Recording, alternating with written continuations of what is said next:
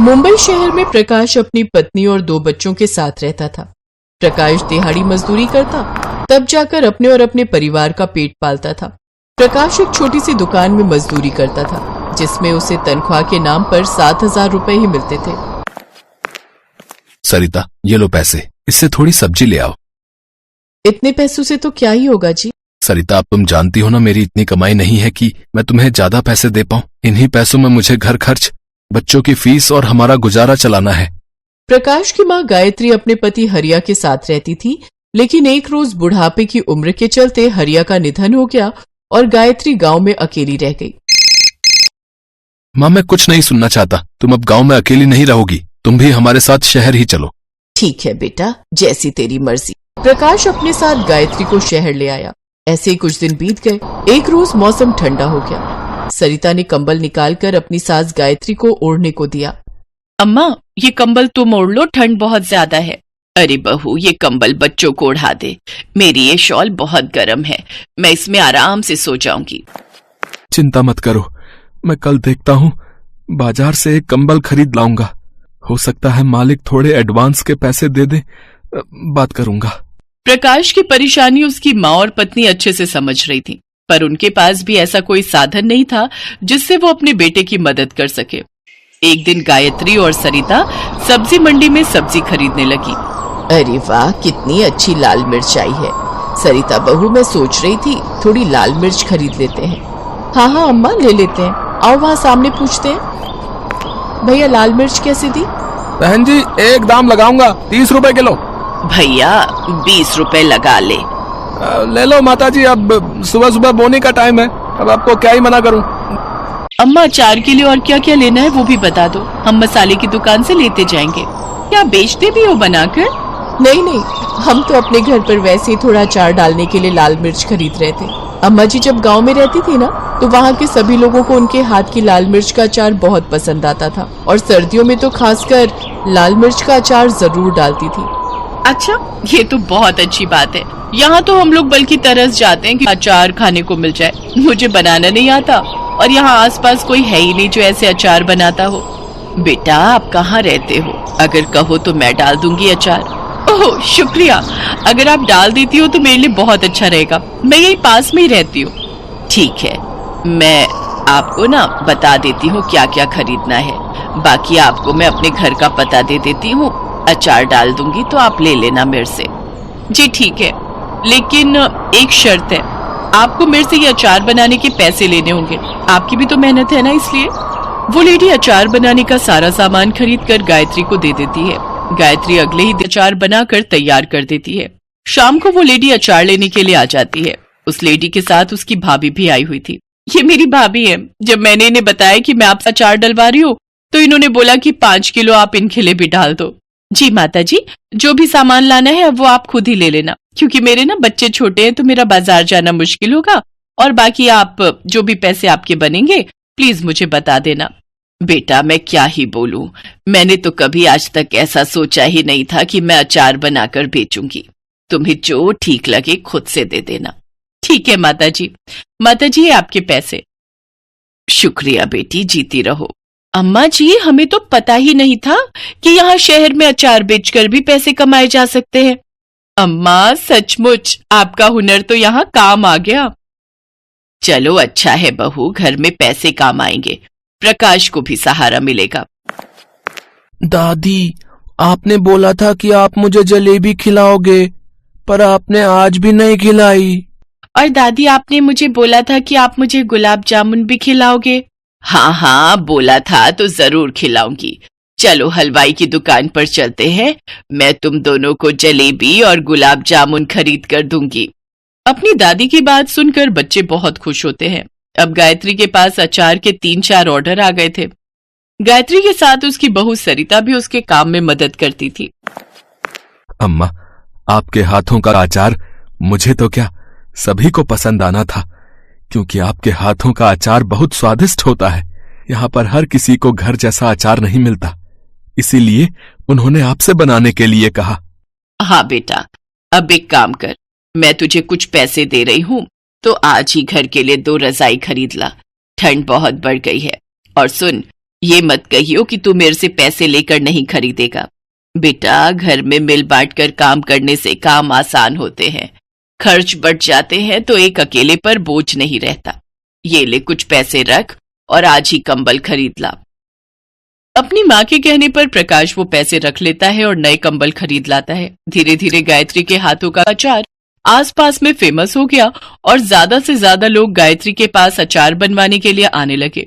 सरिता भी अपनी सास का पूरा साथ देती थी और दोनों सास बहू मिलकर अचार बनाकर तैयार करती।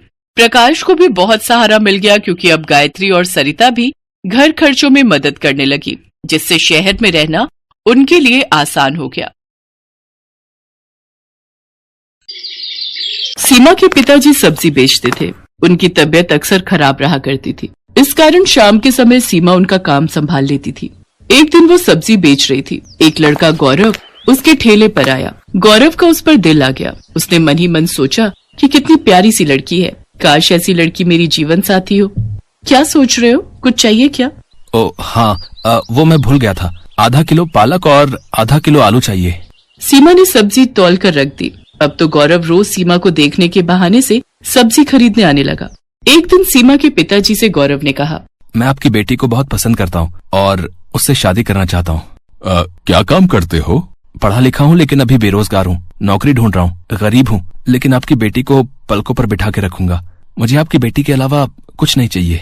गरीब आदमी के लिए बिना दहेज दिए बेटी का हाथ किसी के हाथ में देना बहुत बड़ी बात थी, इसलिए उन्होंने शादी के लिए हाँ कर दी। साधारण तरीके से गौरव और सीमा की शादी हो गई। आओ बहू, हमारे घर में तुम्हारा स्वागत है।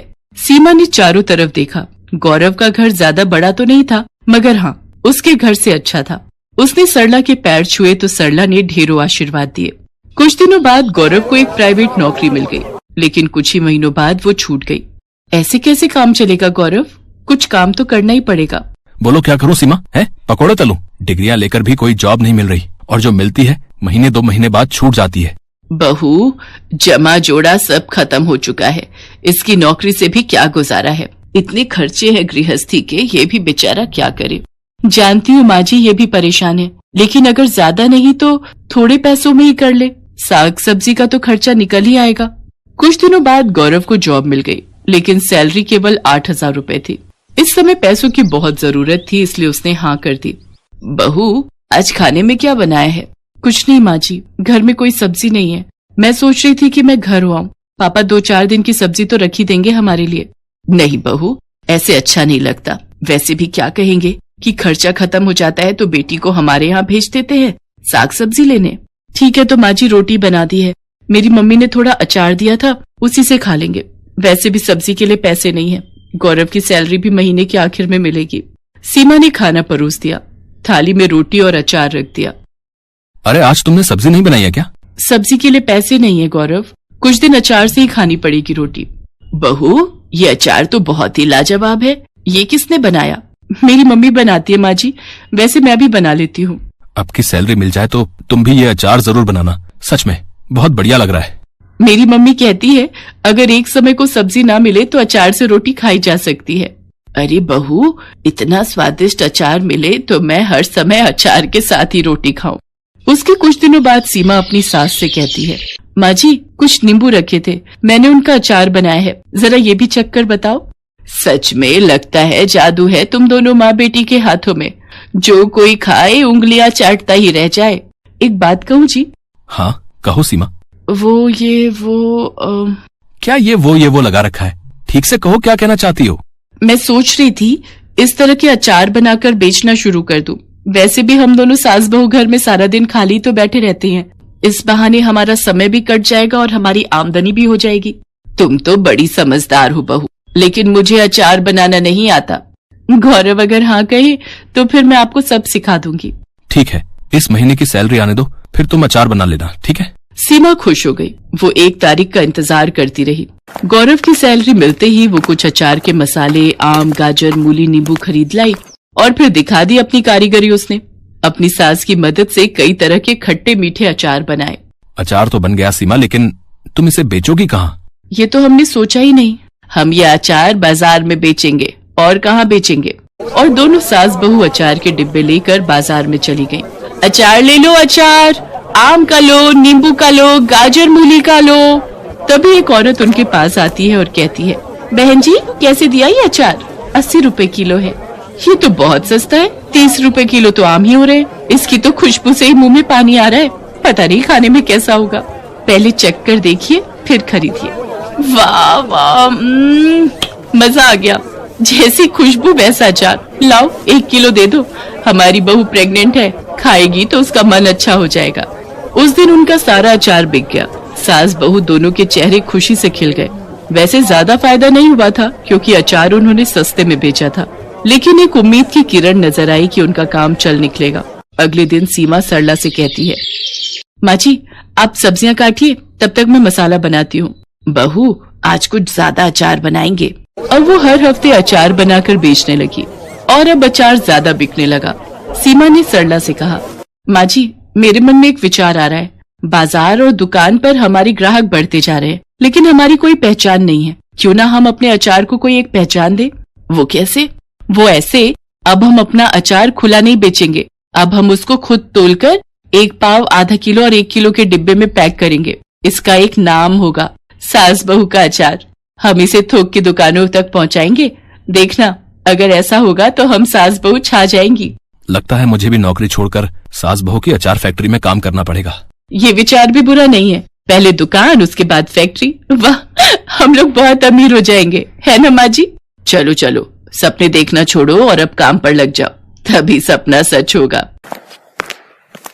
सुना है तुम दोनों बहुत अच्छा अचार बनाती हो, क्या हमें भी सिखा दोगी? हाँ सरिता, बिल्कुल सिखा देंगे।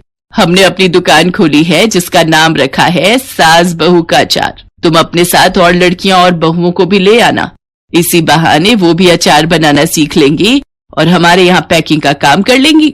इसके बदले हम उन्हें पैसे देंगे। अच्छा, फिर तो मैं कल ही 8-10 लड़कियों का इंतजाम करती हूँ। अगर मेहनत सच्ची हो तो दिन बदलने में समय नहीं लगता। सास बहू अचार की दुकान एक छोटी सी फैक्ट्री में बदल गई। गौरव ने अपनी जॉब छोड़ दी। अब वो अपनी गाड़ी से मार्केट में अचार सप्लाई करने लगा। माँ मैं तो हिम्मत हार गया था, लेकिन तुम और सीमा अचार के बिजनेस को इतनी ऊंचाइयों पर ले जाओगी मैंने तो कभी सोचा भी नहीं था। बेटा ये सब सीमा की मेहनत का नतीजा है। नहीं जी नहीं, ये सास बहू की मेहनत का नतीजा है। हेलो दोस्तों, कैसे हैं आप सब? हमारी कहानियां देखने के लिए हमारे चैनल को सब्सक्राइब कीजिए और हाँ, बेल आइकॉन पर क्लिक करना मत भूलिएगा।